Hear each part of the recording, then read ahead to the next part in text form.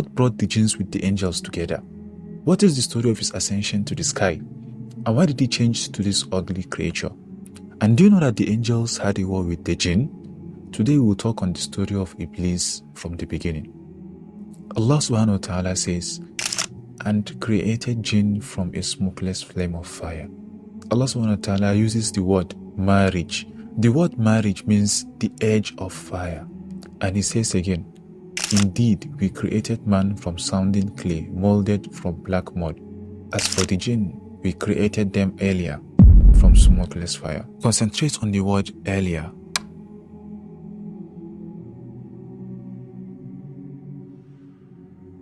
Jinns and devils are two different things. Most of us will think they are the same thing, but they are completely different. Jinn is another word and devil is another word, and I'll explain to you. The jinn is a species like the human being, and they're having free will like us.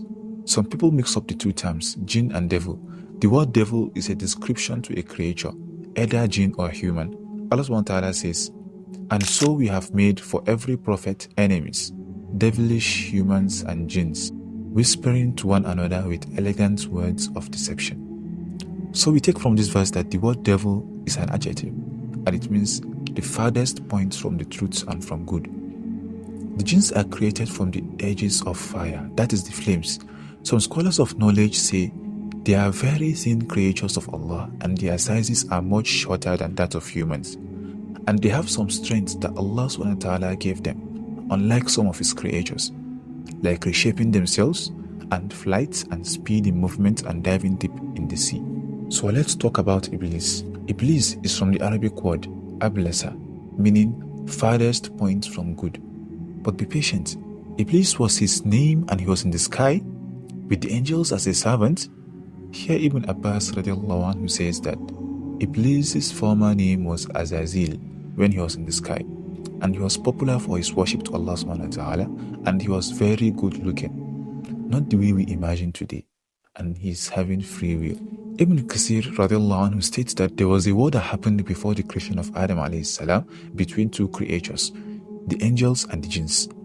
Before that, Allah subhanahu wa ta'ala created on earth creatures like animals with no will, and they lived on earth for several years.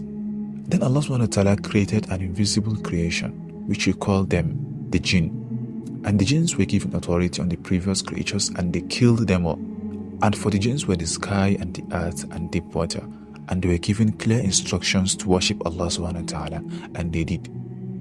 But after some time, bad deeds started coming and increased between them, and they began to kill themselves, till Allah subhanahu wa ta'ala sent angels on them.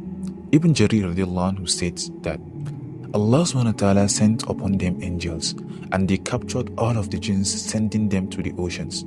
And they kept with them a small jinn, a child, and they took him up with them to the sky. From there, that small jinn stayed and grew with the angels. Of course, he was Iblis, and he was taught how to worship Allah subhanahu wa ta'ala and how to love him. And he was living in the first sky, as Ibn Kathir said. He said he was given authority in the first sky, and was given authority on earth, and he was moving between the sky and the earth anytime he wills. Then one day Allah subhanahu wa ta'ala told the higher angels that he will make a new creation on earth. The angels said to him, will you place in it someone who will spread corruption there and shed blood? Because the angels saw what happened on earth before. But Allah subhanahu wa ta'ala responded to them saying, I know what you don't know. And then Allah subhanahu wa ta'ala creates a new creation, a creation from mud, Adam alayhi salam. Allah created Adam alayhi salam from mud, and he was hollow and open at the top. He was soulless, and he was placed in the garden for the angels to see. When the angels saw him lying down, they were scared of this creature, and what would be his ability after giving him life. Then Iblis came and saw him, and his heart was filled with jealousy and hatred. Then he started searching for weak points in Adam alayhi salam. Then he discovered that Adam alayhi salam is hollow inside, and that is his weak point. So he entered there and knew he can whisper into his desires, and this is how jinns knew how to possess people. So Allah subhanahu wa ta'ala blew the spirit into Adam alayhi salam and ordered all the angels to bow down to him in respect to Allah's command, and they all bowed down to him. Only Iblis was standing. You can imagine the scenario.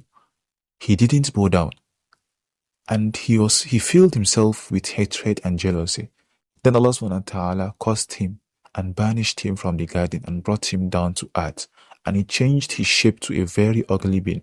And Allah casted him cursed on the oceans.